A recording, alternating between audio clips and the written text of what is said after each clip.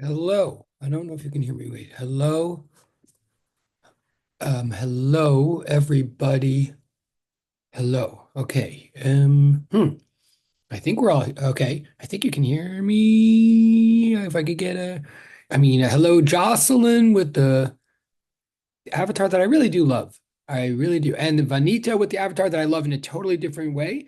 Um, in a picture being worth 1,000 words way. And there's Vincent. Well, that's on a whole nother level, of course, and yet it remains non-distracting for some reason. But do I get a hello from someone or just a confirmation that you can hear? Okay, there's a good morning, Vincent. Thank you. Okay. All right.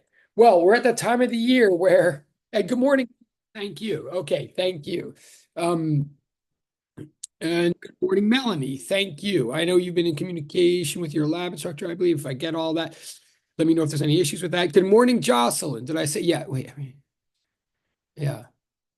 It turns out that like all these things that like sort of seem cliche or whatever are cliche, they're really actually profound. I mean, including Jocelyn's, which is not anyway, which is not anyway. I like it. The older I get, the more I like things that I didn't like before. Okay. Good morning, Vanita. Did I say? And I do love the flower. Okay, I'm gonna stop. Okay. Good morning, everybody. Good morning, Annie. Sorry. Good morning, Annie. That's a whole other level. Again, with the she's just like accelerating us into winter, which I guess is a good thing, I guess. Okay, I hope you saw the thing in the chat.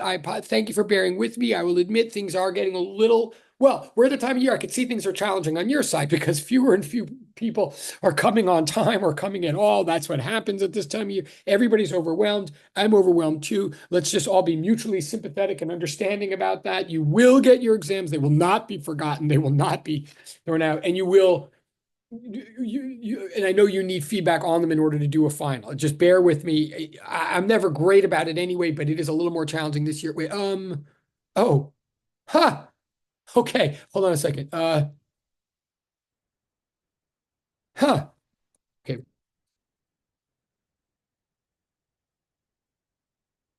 sorry. I'm just responding to a direct chat.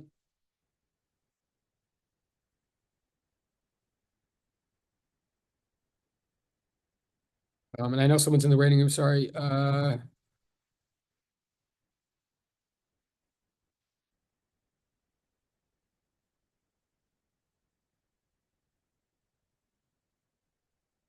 Okay. Um,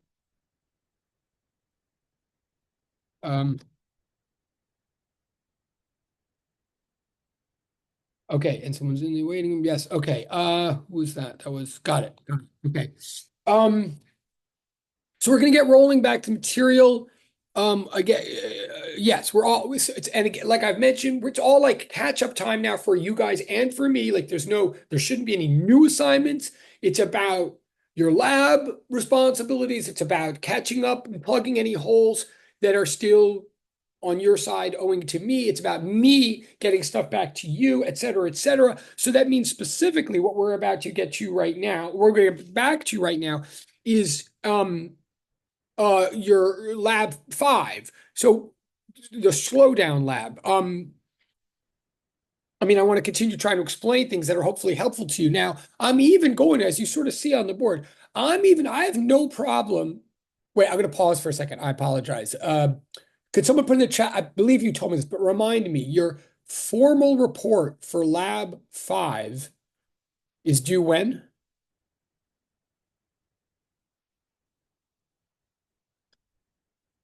Or am I past that? Okay, well, a good start, Andy. So, all right, I'll take Andy's response. Okay, I don't know what that means. Okay, okay, that makes me a little nervous. But all right, well, the good news of that answer, it's a little scary that we don't know. But okay, well, all right. Two quick clarifications. One, I'm at least going to take the good news, but that to mean that I'm not too late to be helpful. I mean, it wasn't already due that, so that's good because I'm here to try to, unify the two aspects of your life physics responsibilities right now. Okay, so that's good. Number two, let me confirm, even if you, there better be, wait, and your lab, I know they're different. Wait a minute. You have Mercedes Tally for lab, yes, folks? Or do you have, could you tell me, you have Tally for lab, yes? This answer you should know. Google. Um, sorry, Melanie. Yeah. Oh no, you have. Oh, Melanie. No, no. Oh, you have Hema. You have Walters then, right? Yes. Oh, Mhm. yes. I'm sorry. I'm sorry. Okay. Right. Right. Right. I knew that, Melanie. Thank you for yes, because I know you do. Because yeah. Okay. So then. Am I correct, though, that you've done? I mean, I believe you've already had 2 weeks of work. Lab five to me is the inclined plane, the marble that goes up and then it comes down. Like like you've taken data for that lab, and as far as you know, there will be a lab report for it. Yes. Yes, but we just are not sure on when the formal lab report will be due. I'm pretty sure it will be due like next week. Okay. Okay. No, fair enough. And it's fine. And I'm not trying to accelerate. Okay, great. That is totally helpful. And I'm seeing the chat. Thank you, Vincent. Thank you, Annie. Okay. So look, I mean, and obviously every instructor is different and every lab section is different. But what I I'm going to keep talking. I'm trying to help you with that lab right now. Because the lab is so important. Usually there's a problem like sort of based on that lab, like on our final. So no matter what I do, I'm trying to help you. I promise this is not irrelevant information. I just think the lab sort of helps us focus on picturing all the same thing. Usually the lab report for the lab is like not super easy to write. Now, again, so I'm trying to help with that. Why I'm saying all this is I'm going to get rolling again in a minute on the discussion on the everything I'm saying is about Newton's laws and forces and diagrams in general. So it's meant to help you in both places. And I'm not just talking to Melanie or Vincent or Annie. I mean, I'm talking to everybody. Trying to. But it will tell you that it's almost just like an extra incentive to try to understand this material that if you follow with what I'm going to try to say today, like it should help you understand what's been expected in that lab better and will help you understand better what to write in the formal report. Let me start by saying I'm even going to give away answers like I often do. Like in a way, what's sitting on the board right now is like a big answer in a way to the lab. So this is never about playing hide the ball or like mystery guessing. But it's also the flip side is even though I'm not the one grading your lab report, Professor Walters is. The flip side is I'm telling you, I think that the concepts here right now, Newton's laws, free body diagrams, inclined planes, friction, the concepts, and particularly the surprise that occurs in that lab, the concepts are just hard enough that just knowing the answers, it doesn't like solve all of your intellectual problems. Like I'm willing to give answers because my goal here really, as soon as I turn the page, is to, as always, get you to really understand why the answers are the answers. I don't mean all the answers, like certain answers. And I think that so okay, so listen with that in mind that this is all meant to make it easier for you to write a really good report or to explain things to your partner or blah blah blah or to see in the end of the day how the conclusion of that lab like helps us understand physics in general in the lecture. Okay. So, okay. Long introduction as usual. So I'm going to pick up where we were last Wednesday. I'm going to switch the screen around, blah, blah, blah. Um, okay.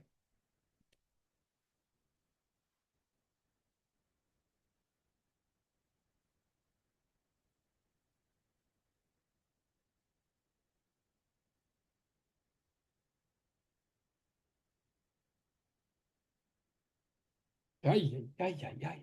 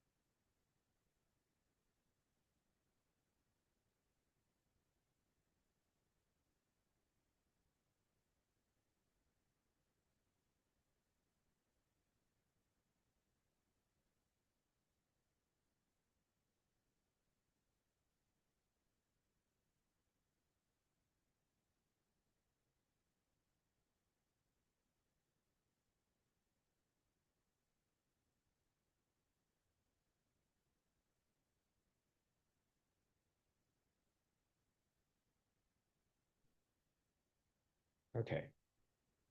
Um, just a quick recall, recollection from last class. There are actually two types of friction. There's two cases of possibility for friction to act on a surface. Excuse me, for friction to act between two surfaces. Okay, one case is when one, in fact, well, okay, one case is when one surface is moving relative to the other surface, when the surfaces are in the process of sliding relative to each other. That is one case of friction. The other case of friction is when two surfaces are not moving relative to each other. However, there's a net external force on one of the surfaces, sort of attempting to slide it relative to the other. And yet the surfaces stay stuck, right? There's a kind of friction that can kick in to hold surfaces together to prevent them from sliding. And that kind of friction always kicks in first. When that kind of friction fails, then the surfaces begin to slide relative to each other, and the other kind of friction kicks in. Okay, so what I'm sort of quickly just saying is actually there's two types of friction, one for motion, one for non-motion. They never act at the same time. If the surfaces are rough at all, wow, what just happened with Vincent's? I'm sorry. Did I say it's not just okay? Sorry. Happy Thanksgiving. Sorry. How many ADHD professors does it take to screw in a light bulb? The answer is, oh, look at that butterfly. Okay. And by the way, I'm sorry if that's an offensive joke. I don't mean some of my best friends are professors. Okay. But yes, I love. Okay. What I was saying was one, if surfaces are rough, then there's definitely friction between them. If surfaces have a mu that is greater than zero at all, then they cannot help but engage in friction. At any given moment, it will be one type of friction or the other. It will either be static friction or kinetic friction. Okay. And that can lead to a lot of like fascinating results, which we might get back to later, but I want to make clear now before I go on. In the lab, you're like, but again, it's only one or the other, never both at the same time. So in the lab, everything you're concerned about is the case where one object is in motion relative to the other.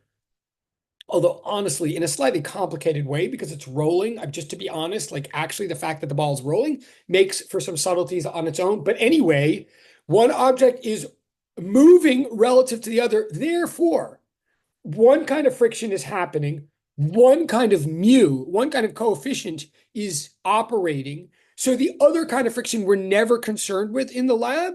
So from here on in, I'm only going to deal for this discussion, I'm only going to deal with the one kind of friction. And therefore, furthermore, I'm going to drop the subscripts. In fact, okay, let me just try to make this super clear.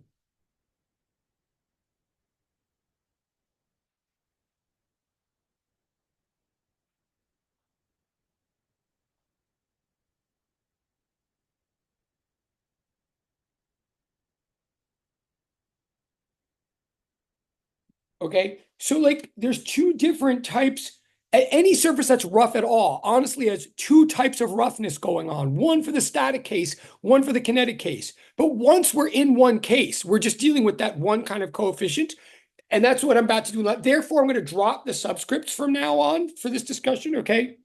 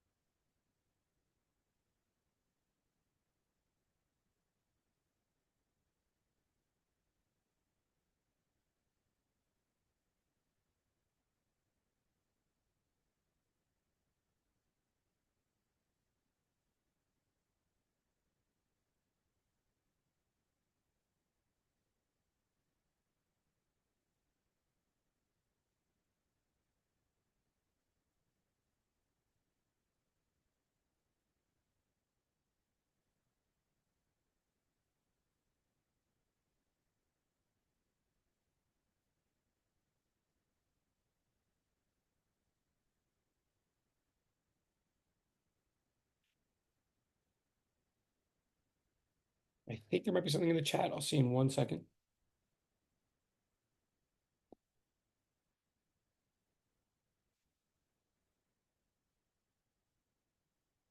Okay, this is just a long note to say from here on in, I'm going to drop the subscripts in this discussion. Like I'm going to talk about mu and F, and I'm not going to put any subscripts because I'm only talking about one kind of friction. Okay. But I just want you to know in the back of your mind, if we never get back to it, that really in life, if you're ever trying to analyze friction, like you have to be very careful about which type of friction we're talking about. Okay. But here we're talking about one. So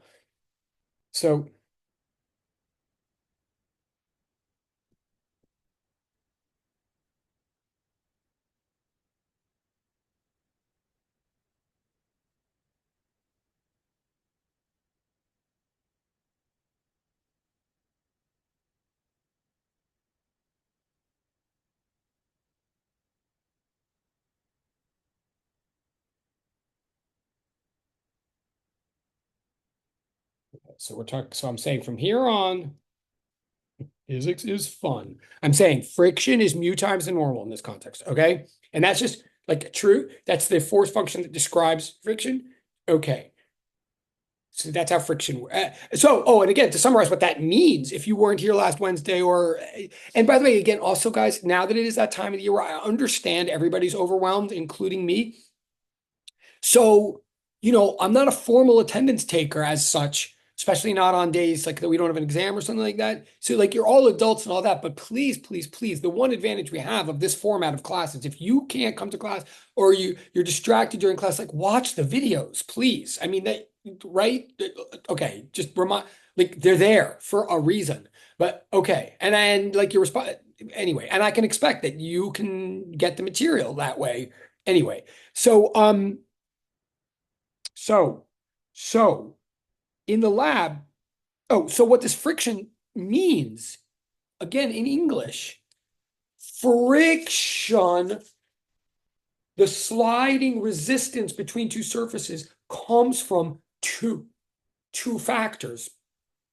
One factor is this, and one factor is the roughness of the material, right? Like that's the whole summary of friction is that the idea of friction is that when rough surfaces go like this, they automatically, when they experience a force along this axis, they automatically experience a force along this axis if they are rough at all, because if they're rough, that means microscopically surfaces like have bumps and valleys on their outside. So when the bumps and valleys get pushed down together, they get locked together. The more they get pushed together, the more they get locked together. So the whole idea of friction is that the more of this there is, the more of this. But why? Because of the roughness of materials. So the less roughness there is, the less of that phenomenon there is, and vice versa. So at the end of the day, the beautiful thing is friction is literally a simple multiplication of the two factors I just described. The friction force along an axis is the simple product of the roughness of the surfaces times the how much the surfaces are squeezing together. This axis is called, it doesn't matter about Y or X, like Galileo. When I say one axis or the other, it doesn't matter about Y or X or vertical or horizontal. That's all in the eye of the beholder. What matters is the axis that is perpendicular to their plane of contact, like however the two surfaces are aligned, whatever is perpendicular, like here's their plane of contact. So this axis is perpendicular to their plane of contact. Or here's their plane of contact. So this axis is perpendicular to their plane of contact. Whatever axis is perpendicular to their plane of contact, we call normal. So how hard one presses against the other, we call the normal force. It's really the normal component of their material contact, right? This is the normal force. And you multiply that by how rough they are as a coefficient, as a fraction between 0 and 1, or decimal between 0 and 1. You multiply this force measured in newtons by how rough they are on a scale from 0 to 1. And together that makes the friction force along the parallel axis. Normal means perpendicular, and really, in the end of the day, friction means parallel to the plane of contact, right? That's what we're saying. Okay. Um, um, so that's the magnitude of the frictional force. And the direction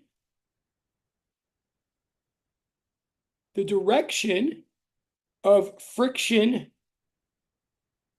exerted by surface A onto surface B opposes, as you would expect, opposes the motion of B relative to A, right? I'm just being clear. So friction is a force. It has a vector.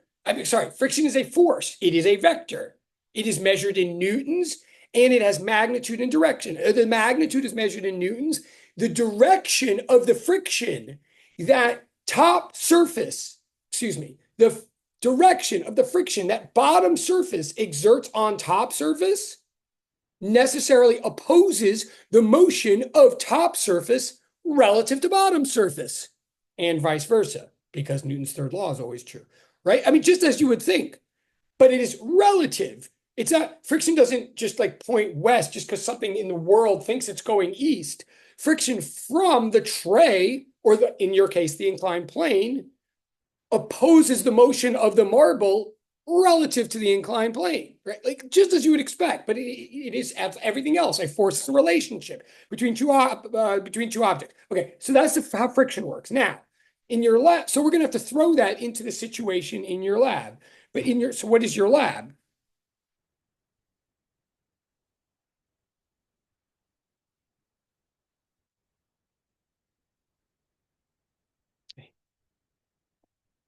In our lab,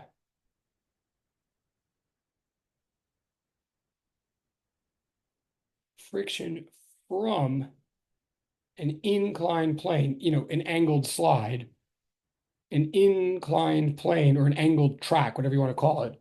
But the standard term for this in physics is inclined plane. Friction from an inclined plane opposes the motion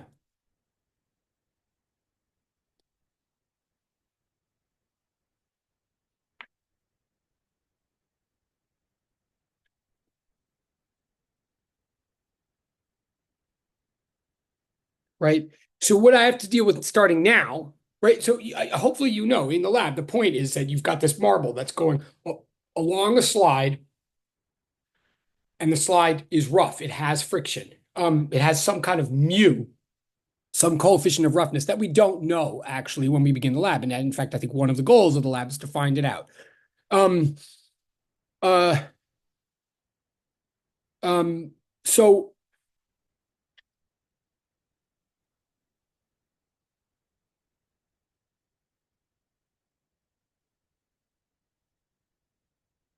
hello.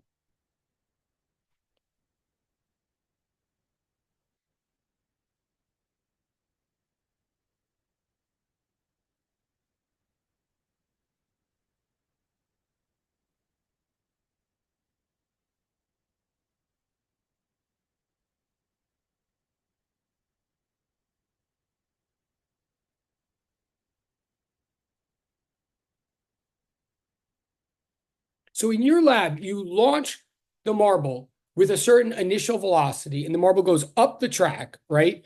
And then it runs out of steam, runs out of speed, hits so reaches a peak height, and then starts coming back down and completes a round trip journey of up and then down, correct? And the ultimate,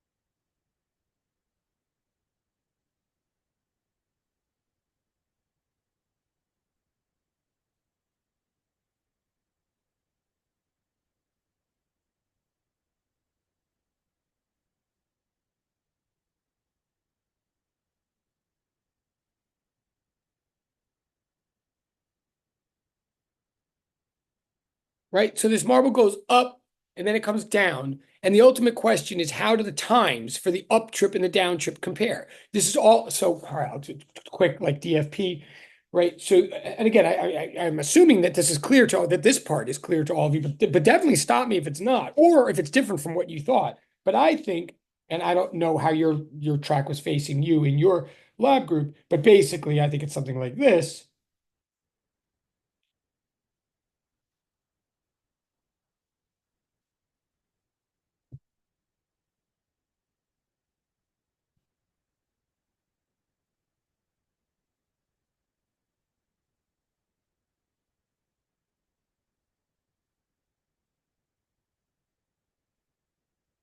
I think this is not a free body diagram. This is not a system scheme. This is like a DFP. This is like, right, step one. Like this is like the diagram, a picture of the situation as I understand it. In fact, I'll even do.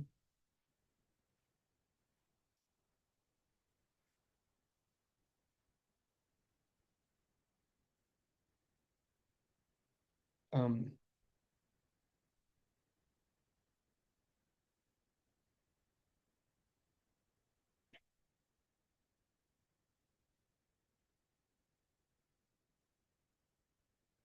you send this marble up at some initial velocity that isn't zero, right? That's how you get it going. So it goes up. It's on a track that is rough. It goes up. It stops. It, instantaneously comes to rest by itself, and then it comes back down to the same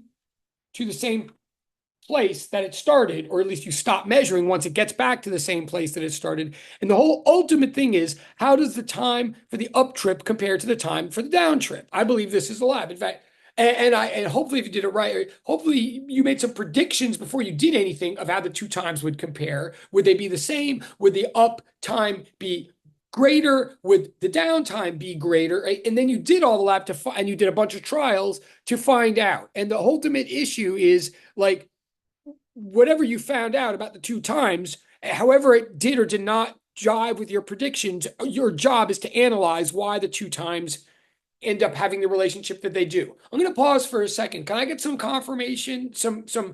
Is this your concept of the lab? Like, am I on page with you that this is what's going on in the lab? Thank you, Gabriel. Okay, that's one person. Thank you, Gabriel. I appreciate it. Should I be worried? All right, well, thank you, Gabriel. Um, thank. Oh my God, it's literally just get. Wait, are we all okay? Am I going too? Tell me honestly in the chat. Am I going too slow? Is that the point? Like, is it? I'm either going too fast or too slow. There's no way I'm going at the right pace. So tell me. I mean, wait. I'm watching. Or I'm just gonna keep going. Am I? All right. Well. Did you make a prediction before you did the lab as to, thank you, Melanie. That's actually, I wasn't, all right, thank you. That's very kind of you. All right, fine. All right, I'll take it. I mean, Melanie, all right, thank you, Melanie. Last question though. I will take what she's saying seriously. But did you guys predict before you did the lab? You did. Thank you, Vincent. Okay, just curious for a second. In general, maybe Vincent or Melanie or Gabriel, like, do you remember? And you will totally get points for this. It doesn't matter what you say. Do you remember what you predicted? Like, did you predict that it would take longer to come down, or the same amount of time to come down, or less time to come down? Does anybody? And I will really find it very helpful if someone can honestly remember their prediction. It doesn't matter whether you think it was wrong or right. I think we said, or at least for my group, I think we said it was we would take more time to go up than down. If I'm not mistaken. Gabriel can correct me because he's also in our group. Okay, all right, all right. Yeah, I First, think my group said the same thing as well. Because I thought of it as like a if you were to walk up a hill, you have to use more energy versus like you going down a hill, you're just kind of like free walking in a way. So that's what I said. awesome. All right. First of all, seriously, Vincent and Melanie, and also Gabriel, but Vincent, thank you very much for helping me with this. Like, seriously. And there's like a million portals where you can submit for points for that. I'm serious. Like, you used your voice, you just gave an answer. Okay. And then, and there's Vincent in the chat. Like, seriously, guys, there may be portals you've never even noticed before where you can get points for what you just did. In fact, I'm going to go an extra step. Like, definitely the portal that says for right or for wrong, submit to that. The portal that says something about voice. I forget, speak now or forever hold your chat. That you're also in the chat. So please, like, because it's really helpful to me a lot. And now let me tell everybody, and I agree, and this is important to everybody, exactly what Melanie just said. And exactly what Vincent like just confirmed in the chat or like echoed in the chat, right? Like good. Like that's exactly what I would have predicted also. Like the fact that, and that's the kind of reason I would have given. You're on page with me, you're on page with the lab. If you went into the lab expecting that something going up would take longer time than to come down, you are like every other reasonable, smart thinking person in the world, including me, if you want to count me as reasonable and smart. That's totally what I would have thought as well. And the reason I designed this lab, and this is one of my favorite, I mean, yes, I just like the truth of the matter is, if you're still with me, as I think you found out. And so that's like the correct prediction. I mean, like that is the smart person's play on this. However, if you did the lab really carefully and assuming your track was angled, but not at a huge angle, and assuming like you did it correctly and you did it a bunch of times, what I think most of you saw in the lab is that turns out that prediction is wrong. Not because you're wrong. I mean, not because like you're doing anything wrong, but because we're scientists and we're here to humbly and unbiasedly like investigate things and then discover things that we didn't know before. It turns out, and believe me, I mean, I designed this lab like decades ago because something finally occurred to me like, wait, if everything about friction is really true, if I'm really believing all this crap that I'm teaching, wait, that would mean that if I sent something up and then it came down, like according to all this theory, it shouldn't even actually. It turns out the darn thing takes more time to come down than to come up. Like that's actually the answer in the lab. Just to be clear, like actually, if you do the lab correct, and that's what I'm here to explain in the last 40 minutes that I have, in the next 40 minutes that I have, the reality is that if you really actually understand the theory of all of this stuff, it actually turns out to make sense that actually, if all other things being equal, if you just flick something and let it go up and then it comes back down, it actually does take more time to come down than to go up. Now, I think that's a surprise. That's why I think it's a good lab. It is a surprise. You are not crazy or dumb if you didn't think that was going to happen. I didn't either. I mean, it's not about me, but like I didn't either. But eventually, if you really think through all the theory carefully, you realize eventually that actually that's a naive, well, it's a under sophisticated prediction, which is why right now I want to tell you also, those of you who had the guts to just say your prediction right now, like Vincent, Melanie, there's also a portal that says be wrong, be really wrong. I don't think you're doing anything wrong at all. But technically, it turns out that prediction's wrong. So why don't you go ahead and submit in that portal also and get points for the guts for say like for so this is a point of the lab, everybody, is that we all would make that, most of us would make that prediction. And it turns out with deeper understanding of physics, it turns out that prediction is not right. And that's like why, but the goal of the lab is to understand why it's actually not right, why it's not a weird exception or something, that in fact the object, and it's not a trick, it's like normal equipment, right? I mean, it's not fancy equipment, actually something that and in fact, if you have a child at home or a sibling or your own child, and your child is very small, when it's spring, if you take your child to a slide in the playground, if the slide, and I mean a little child because a slide that's too steep, this won't work. But a shallow slide, if you take your child to a slide and just shove them up the slide and let them, I mean, I'm not suggesting, you'll see this works with that child too.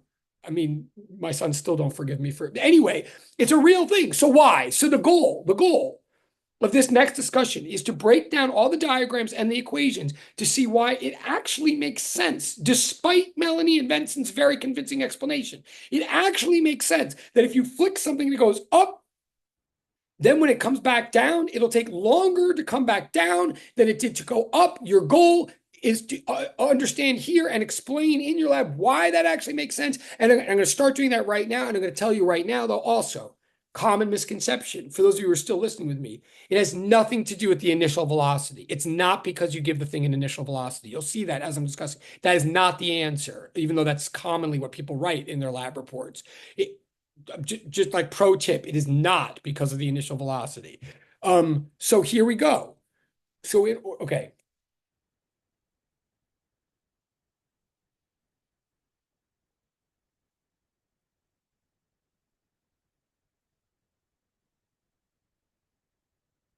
This is also why the lab is called slow down.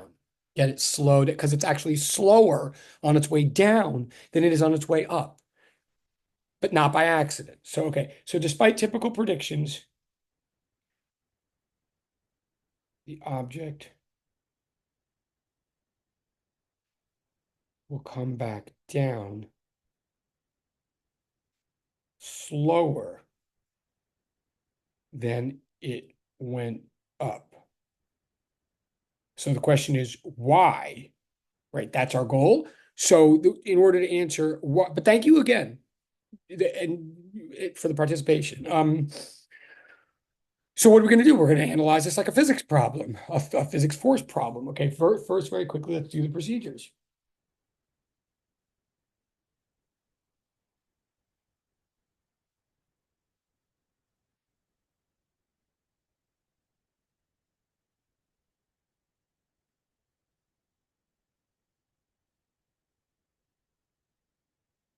Now, everything I'm doing right now, if this were on an exam or something, I'm breaking down the procedure that is specific. I mean, I've already done this for you, but I'm just like applying it here. I'm breaking down the procedure that never fails to help you solve a force problem, a Newton's law problem in physics.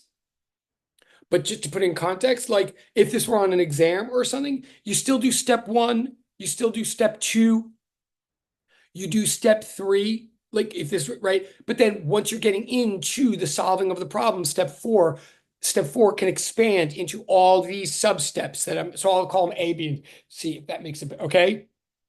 Like this is, I hope that makes sense and stop me if it doesn't. But the 5-step method is the general way of doing any physics problem. I honestly, I kind of think any science or math problem, but certainly any physics problem.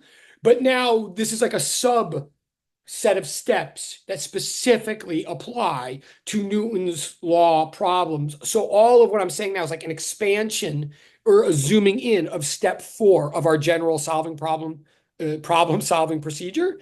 Okay, so A is system schema, right? So we have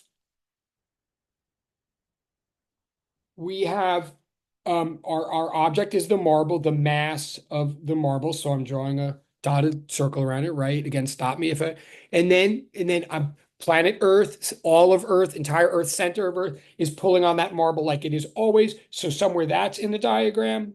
I could put it anywhere. In fact, sorry, I'll put it just to emphasize that I don't care where it is and I don't care about directions. Just about I'll put it up here, right? So that's always there in every single system schema. Then after you put in Earth, you put anything and everything that's touching our mass, right? Anything and everything that's touching our mass. And what is that? Well, that's the track, right? The track is touching our mass. I'll call it the track or the plane, whatever you want to call it.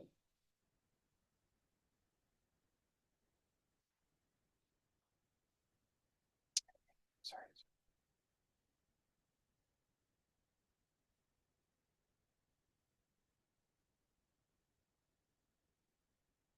Okay, now the track is a surface that is actually rough, and you know that it is. It's like the point of the whole lab. The track is rough. The marble is rough. Like they're realistic surfaces that are not hockey pucks on air hockey table or something.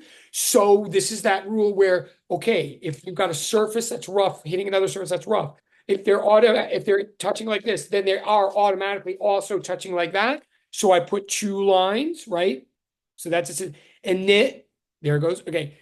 And then I say, is anything else touching this marble at all? Well, let me be clear. This whole system schema, all my analysis, I'm going to note, all analysis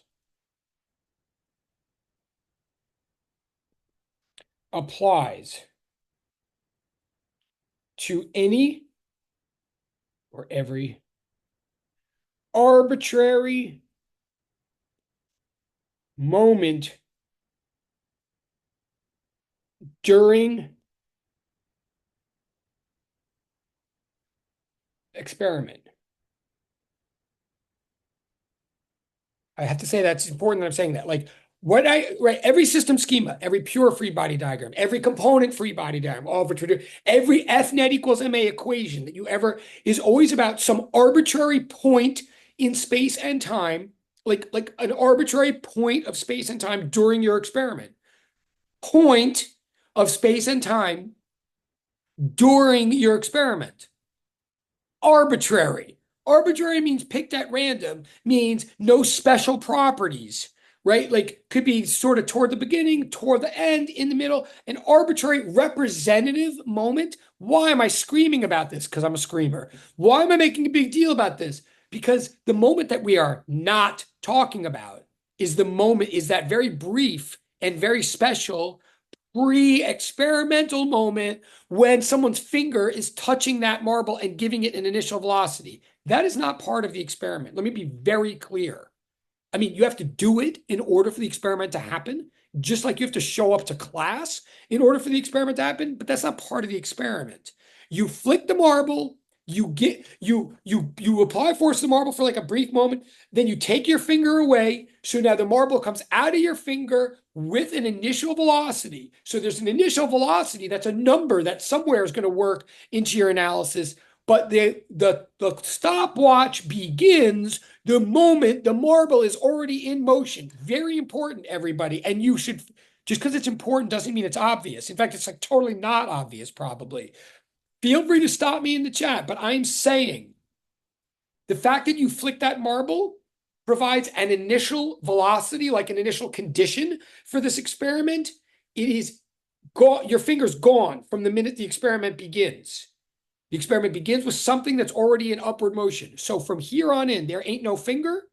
Therefore, there ain't no finger touching the marble. Therefore, there's no force at all in the situation ever from here on in, other than the ones depicted in this diagram. There's a track always touching the marble at every single arbitrary moment of the experiment. There's a planet Earth always pulling down on the marble at every single arbitrary moment in this experiment. And that is it. Okay, I'm screaming. I'm not mad. I'm not mad. I'm mad at all the past classes for 30 years that have messed this up. No. I'm just saying, please understand. I'm saying it for a while. So if you just tuned in, if like you thought I was saying stuff you already knew, but you just like, please understand there's no there's no finger in my system schema for a reason. And there shouldn't be. Okay. I'm just looking at the chat. Okay. Just someone give me a thumbs up that I can go on. Just say go on. Somebody, Annie, somebody, just say go on. Even if you don't know why I'm saying it, just say go on. And you get points for saying go on. Someone didn't go on. Someone show me that you're still there. Guys, I keep telling people that Zoom classes do work. Do you really want to show up to school for a class? Tell me that I can go on. Just give me a thumbs up that I can go on. Thank you. Thank you. Okay.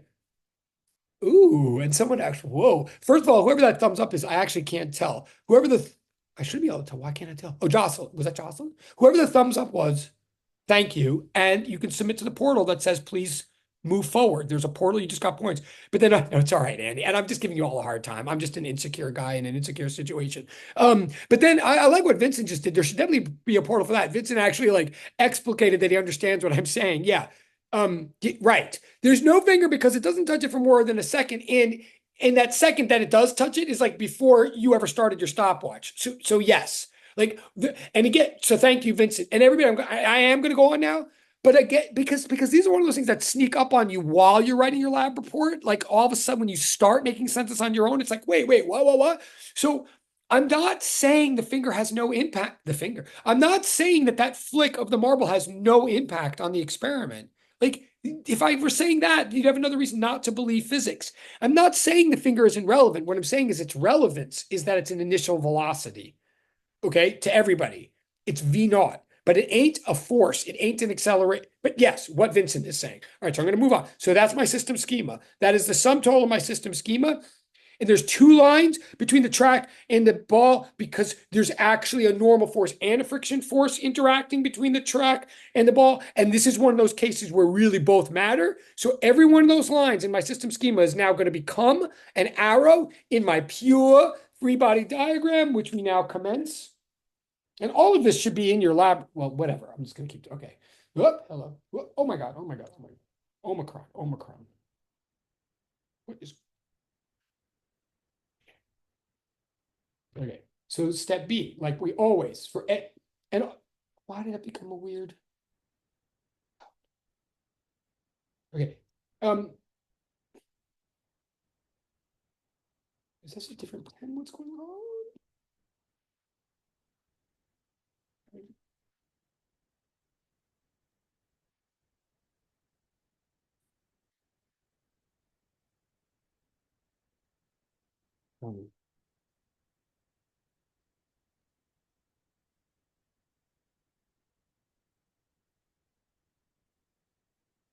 Now, every one of these steps that I'm writing now, I feel like you should somewhere have in your formal report for the lab. But also, if I ever ask you any kind of problem on the final exam about Newton's laws, this is what you would do, right? Every single time. Okay. So pure free body diagram drawn from the system schema. Well, here's the mass. It's just a point, right? In space and time. So now every one of those lines in the system schema becomes an arrow in the free body diagram. So that line from planet Earth becomes the force of weight or gravity, mg, right? Then the line between the track and the ball, well, this is my picture. This is my picture of the situation. What I should say, and this is like angle theta. Your picture might be the other way, but this is my picture. So if I'm picturing that the plane, the slide looks like that, right? Then that means the normal force necessarily looks like this, right? I think probably most of you understand this at this point, but the normal force is the force exerted by the track onto the ball perpendicular to the plane of contact between the track and ball, right? The plane apparently is like, I keep doing it. If the plane, the plane, oh my God, the plane is like this. Therefore, the normal force is perpendicular to that. So it's like that, right? And then, oh, sorry. Yes. Okay, good. And thank you, Annie. And by the way, I'm glad you're writing things down. Don't get me wrong. Like, and you should screenshot your notes and submit them to a portal for points, I might add. But yes, so we are going to decompose it. Good word. We are going to decompose something, like Annie's saying in the chat, but not quite yet. Like in a moment. First, let me finish this diagram and realize why I have to decompose. But yes, I'm going to decompose, but I'm going to decompose in the next diagram that I don't call a pure free body diagram, that I'll call the component free body diagram. But you're absolutely right. We're going to decompose something. Now, there is a question of what we're going to decompose. But yes, you're totally. So I'll speed up. So yes. But one other thing now, there's one more force that goes in. Because remember, there's three lines in the system schema. One of those lines is friction. Sometimes we can ignore it, but here we can't. There's definitely is friction in this situation. So that other line has to be taken into account. Now, it's going to be an arrow that goes parallel to the plane of contact, but what direction is it going to go in? Now I have to think for a second. It depends which direction the ball is going in. So let me be clear before I go any further. If let's do one thing at a time. If ball is moving up, then the friction must point down, right? So this diagram would look like this. That is right. So this is marble on its way up diagram. Yes, that's the picture of the marble. And yes, I'm going to decompose in a minute, like Annie's saying. But before I go any further, let's just be clear and stop me if it's not. If the ball, or when, I should really say like when. Oops, sorry, what the?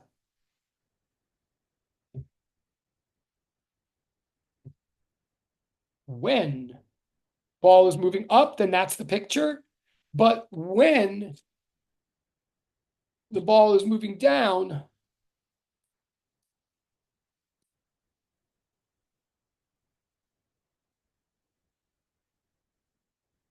then the picture looks like this. Well, gravity is still doing what gravity is always doing. The normal force is still doing what the normal force is always doing. But if the ball is moving down, then friction is going up, right? There's two different pictures, and this is the key to the whole lab. Their friction flips its direction depending on the direction of the ball's motion. That makes all the difference in the world. All the magnitudes are going to stay the same, but the direction of friction is not going to stay the same. So this is the up picture, and this is the down picture. And again, pro tip or whatever, since at least wait. Oh, I'm going to pause for a second in a second on Annie's. That's a great question, Annie. All right, hang on. Okay, let me first say one thing and then yeah. But just pro tip or for people who are like trying to like you'd make a mistake, all of you, if you like literally just copied my pictures down and then submitted as part of your lab report, like if you didn't understand the concepts, because remember everybody, both of my pictures, these two free body diagrams, they all assume this picture. Wait, not that, this, right? If you're, that picture is my choice. That's how I looked at the situation. Like, I think my track is going that way, but your track could be going the other way. So this means two things. Number one, your diagrams have to be consistent with your picture. This is another reason we always have a step one before we even get to step four, if you follow me. But number two, number two, that's why you have to have a picture like this before you can make any free body diagrams, because your free body diagrams don't mean anything unless they're in reference to like reality as you see it. Okay, so these are my force pictures, the ones that I just drew. And then I'm going to go on in a minute and decompose them as per Annie's first question. But Annie's second question, okay, this is a sidebar, just because it's a great question and it kind of relates to some things I was saying before. This is a sidebar. Like what I'm about to say is you don't have to like write about this in the lab or whatever. But Annie is right that the whole reason we invent that human beings invented the wheel or whatever is the whole point of making something round and making it roll is to severely reduce the impact of friction. That is absolutely true. And it's in fact so true what Annie's implying in her question, like, wait, if something's rolling, shouldn't it like not have any friction at all? And she's totally like right with that belief. But it's such a perfect belief that it's only true when it's perfect. Like here's the quick answer is, yeah, honestly, if that ball were perfectly round, if that sphere of the marble had no imperfections and no and if it were perfectly round and perfectly rigid or perfectly rigidly round, then it's absolutely true. She's right that there should be very little friction, because you notice how I keep talking about kinetic friction as sliding friction. Friction comes from sliding. And yes, Annie is right. The reason we like round things is the whole deal with a tire or a marble or whatever. And this is good physics. Like this is worth discussing for a moment. It won't change your lab calculations, but it's like a good physics lesson that the whole purpose of a round object is that just when the ground is about to exert a little sliding microscopic roughness onto the bottom point or the bottom line of a tire or of a marble, just when they're about to like rub together and cause a little slowdown, then if the thing is perfectly round, then that part that's in contact with the ground immediately sweeps up because the thing is rolling, and a new little line or point represents the contact between the two surfaces. So just when there's about to be any sliding, there's a new contact between two new materials. And then just when they're about to slide, the new one sweeps in. So if something is perfectly round and remains perfectly round, it is right. There shouldn't be any friction at all. That's why we like round things. And even imperfect round things achieve this effect enough that the friction is really, really small generally, like the effective mu that you end up getting for sliding between a round thing and a track is much smaller than you would get if it were actually a block or a hockey puck or something. The reason there's any friction at all, though, to get back to the point and to answer Annie's question, the reason there's any friction at all is because the fact is everything in the real world, just like everything in the real world is a little bit rough, everything in the real world is a little bit non-rigid, is a little bit deformable necessarily. When gravity pulls down on this marble, even though it's pretty hard, it's not perfectly hard. So think of it, a marble as an exaggerated version of a rubber tire. When gravity pulls down on the rubber tire that's sitting on the ground, it deflates slightly, right? Like it flattens a little bit on the bottom surface, and that even happens with a marble, even though it's harder to picture. But you can catch it with stroboscopic photography. If you're a criminalist and you work with Pete Diachuk, for example, you can take all kinds of cool pictures and see how really even bullets and walls and marbles, things that seem really hard, they deform when they come into contact. So there's a little bit of flattening that happens even to your marble in the lab. And that little bit of flattening that happens makes a little bit of sliding between it and the surface. And that little bit of sliding creates an effective mu K. And that's what's responsible. And it's just enough for the whole lab like to work. Now, now I'm going to look. Wait, I'm just going to look. So that's a great question. I'm going to see if I answer. Yeah. It's like a tangent line to a curve. Good. Yeah. With only one point to effectively touch it. Right. If it were a perfect scenario, it wouldn't be a tangent line. You got it, Andy. Yes. And if anybody else, great point, great physics. And this is like anything else in physics. Like if you take enough physics courses to get, eventually you have to like sit there and analyze these details, but they're layers on the cake, right? And so all legit, but right. But so great question. But yes, it sounds like so Andy could submit for a ton of points for that. And if any of the rest of you got anything out of that, I'm psyched. But now back to the regularly scheduled programming. These are our two, and I'm looking at the time, I promise. These are our two free body diagrams, and they are pure free body diagrams. There's only two of them because in this case in the lab, you're comparing an up trip to a down trip. So they have two different frictional effects, right? You don't always have to draw two, but that's the deal here. So now what do we do? Now, step C, like Andy said before,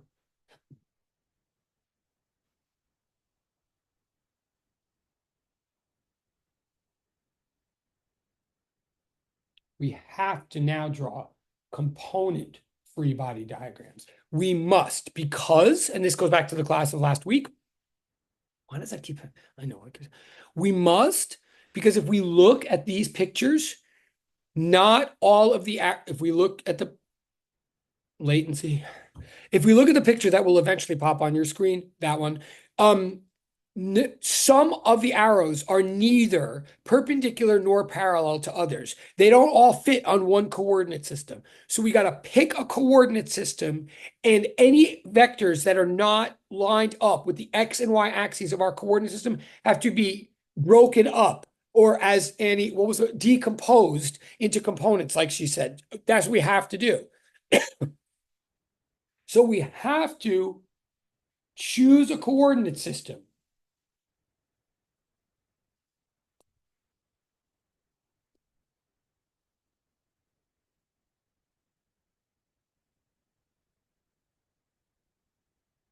Right.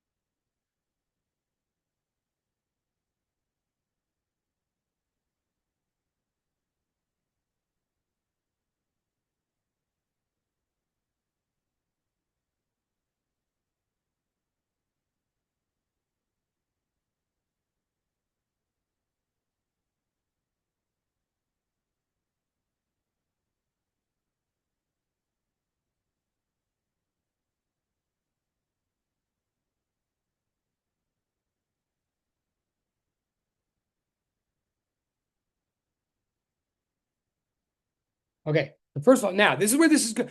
This is a perfect example. We've got, 14 minutes, which is plenty.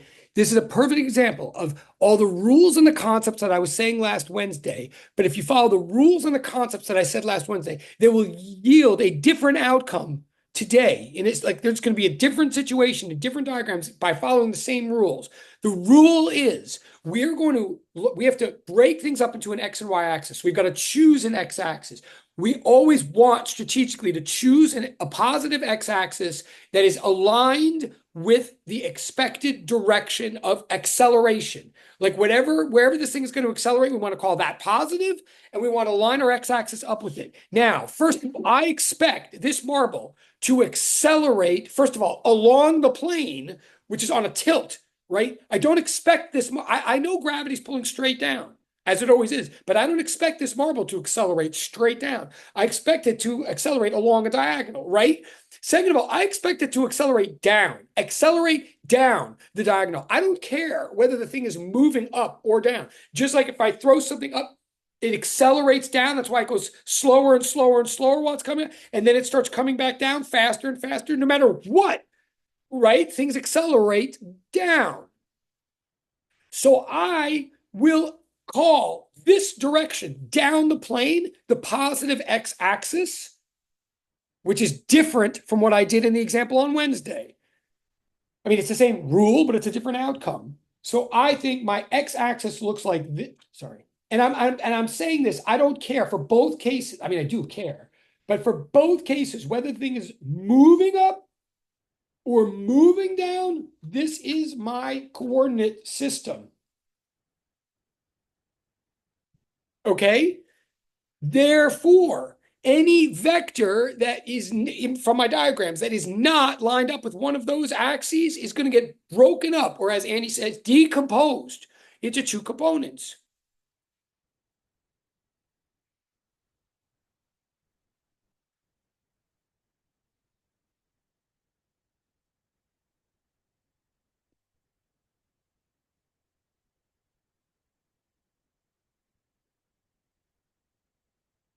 So we're going to, decompose. I like that. We're going to decompose mg. What does it mean to decompose of any vector? It means break it up into a sine component and a cosine component. Always. The trickiness in general, and particularly here, the trickiness is like which one is sine and which one's cosine. Let me say loudly, so one vector is going to be mg sine and one's going to be mg cosine. If your big problem in physics ever, like now, is I get everything, but I don't get which one to do as sine and which one to cosine, then welcome to physics. If that's your big problem, you don't have a big problem. You are like all that, like that is a fair, legitimate problem to have. Like it can be resolved. I'm going to resolve it for you, but like don't let that stress you out. If you get everything, but you don't get ever which one to make sine and which one to cut, that's the thing to be thinking about in physics. So here we go. But what I'm saying, I'm saying here,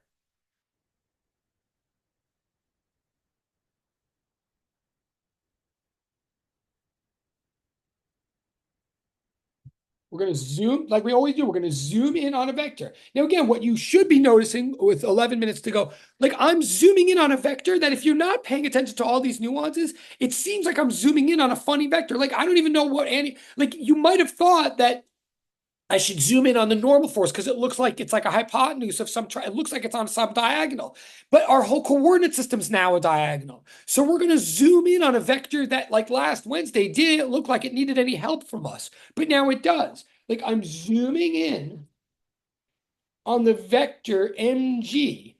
And I'm saying, you know what, really, when my head is tilted, that mg is really the hypotenuse of a big right triangle. That mg has two legs. And again, these are all vectors. They all are arrows. It's not just geometry with sides of triangles. It's like literal arrows with tips and tails at particular directions. So I'm saying when something pulls down, when the earth pulls straight down on a marble, if the marble's on a track that's going like this, that's going like that, right? What does that really mean? It means that to some extent, the marble is pulling the earth is pulling the marble along the track. To some extent, it's pulling it, but like to some extent, down means down along. But to another extent, down means down against, right? I'm saying, like, and this is necessarily a right angle right there.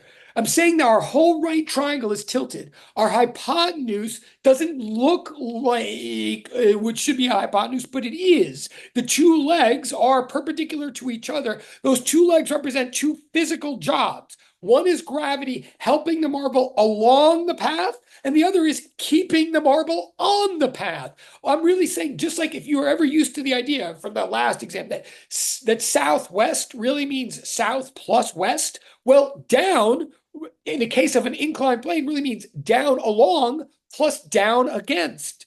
Right? And see the arrows, like tip to tail plus tip to tail makes one big vector. There's a million ways I could try to say this, but hopefully you see. So the only question is, which one of those is mg sine and which one is cosine? Okay, that's tricky. And again, your triangle might look flip the other way depending on your picture. But the question is which one's sine and which one's cosine? Well, to cut to the chase, since there's only 8 minutes left, there's a million ways to look at this. But remember, when I say theta, the angle, I mean the theta that could be measured, the theta that you originally know in the lab. Like by theta, we mean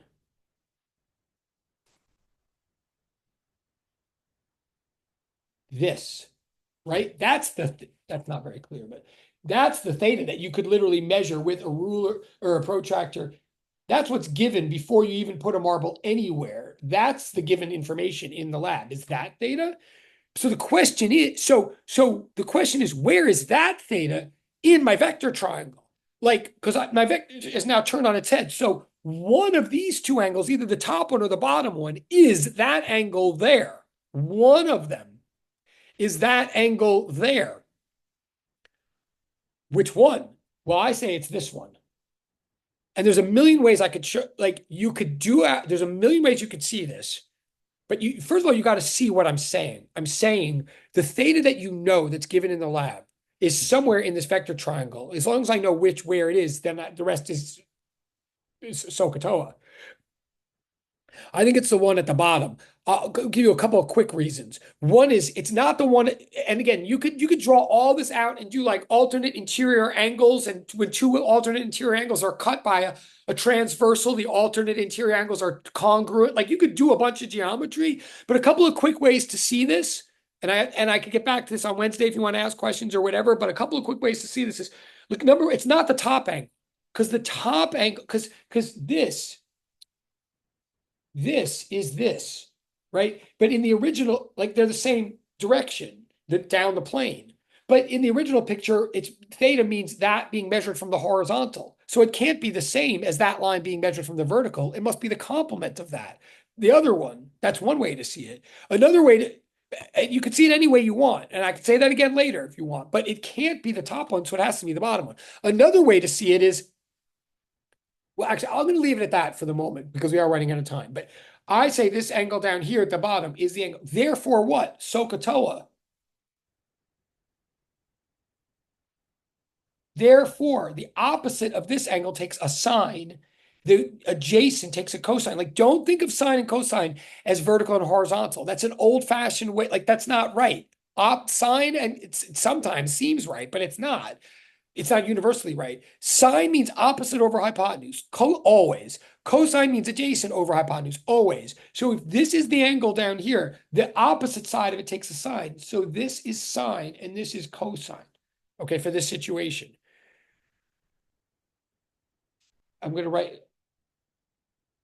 okay, well, okay. If you also want to see that better, just note this in the bottom. I'll get back to this later if you want.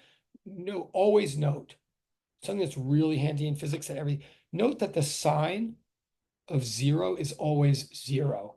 So if you check these with extreme cases, you'll see this makes sense. I mean, if the angle is 0, then the sine theta component is 0. What does that mean in English? If the angle is 0, then gravity is not doing anything to push this thing along the plane. As the angle gets bigger and bigger, gravity is doing more, and as the angle is steeper and steeper, gravity is doing more and more to shove this thing along the plane. And it's doing less and less to keep it on the plane. the steeper the angle is, the more of an impact gravity is having on its journey along the plane. If there's no plane, there's no sine component because sine of 0 is 0. Think about that in your own time if you want. But so this is so what does this all mean with 4 minutes left? Therefore, when the marble's going up, the up component diagram, then looks like this. Normal is still fine, just what we thought. MG is, I'm sorry. Friction is pointing down, just like we said. But now MG, it breaks up to two components. MG cosine theta and MG sine theta. That's our component diagram for up, right? Like MG is now represented by the two jobs it's doing, the extent to which the weight is pulling down the plane and the extent to which the weight is pulling into the plane. The steeper the angle of the plane, the more the weight is sending it along the plane and the less it's holding it onto the plane. And the down looks like this.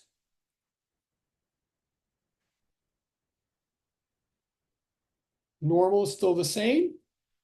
Now friction is going up and gravity is still broken up the same way.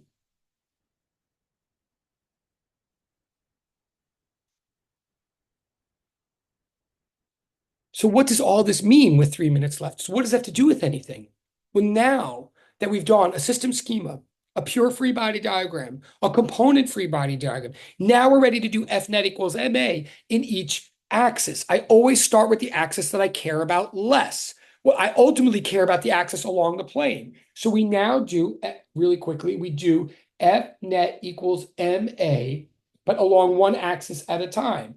First, the y-axis, in other words, the sum of all the y forces equals MA in the y direction. So I look at the y-axis, which is the axis against the plane, and I have normal minus mg cosine theta equals MA in the y direction, right? What does that do for me? Well, in the y direction, there is no acceleration. That's why I set up the axes the way I did, so that I could say in the y direction, it's not, the ball is not flying off the plane or breaking the plane.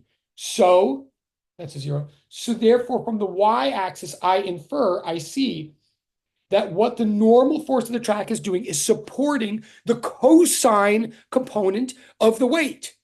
The bigger the angle, the less the track is supporting the weight of the ball. The bigger the angle, the less the track is supporting the weight of the ball. That's what that statement means right there. So now I use it to go to the x-axis and it'll be done. In the x-axis, if we're going up the track, then mg sine theta plus friction equals ma in the x-axis. They're acting together. Both the arrows, they might be pointing down, but they're both acting together. And we said down was a positive direction. So they're acting together. What is friction? It's mu times the normal. What is the normal? We just figured it out from the y-axis. It's mg cosine theta. So all of that equals the acceleration in the x direction when the thing is going up. So the m's all cancel out, and that's the acceleration up. I know I have no time, but now look, in the down direction, same exact thing, except it's a minus sign. So it's g sine theta minus, because they're working against each other now on the way. So I'll say more about this on Wednesday, but the bottom line is, if you do all this carefully, you see in the end of the day, on the way up, and I know we're out of time. You could leave if you have to leave, but I'm just saying this. In English, this is like the point of the whole lab. On the way up, all the forces are helping each other. They might be going against you, but they're all helping each other. So the net force is huge on the way up. So the acceleration is huge, which means you are running out of speed at rapid rates on the way up. So you run out of speed and get to the top at rapid rates in a small amount of time. On the way down, friction's going against gravity. So you gain back your speed at slower rates. You have a smaller net force on the way down, therefore a smaller magnitude of acceleration on the way down. So even though on the way back down, even though everything Melanie and Vincent and other people were thinking was right, like the bottom line is on the way up, you're losing speed. On the way down, you're gaining speed. But the rate at which you lose speed on the way up, this is the key.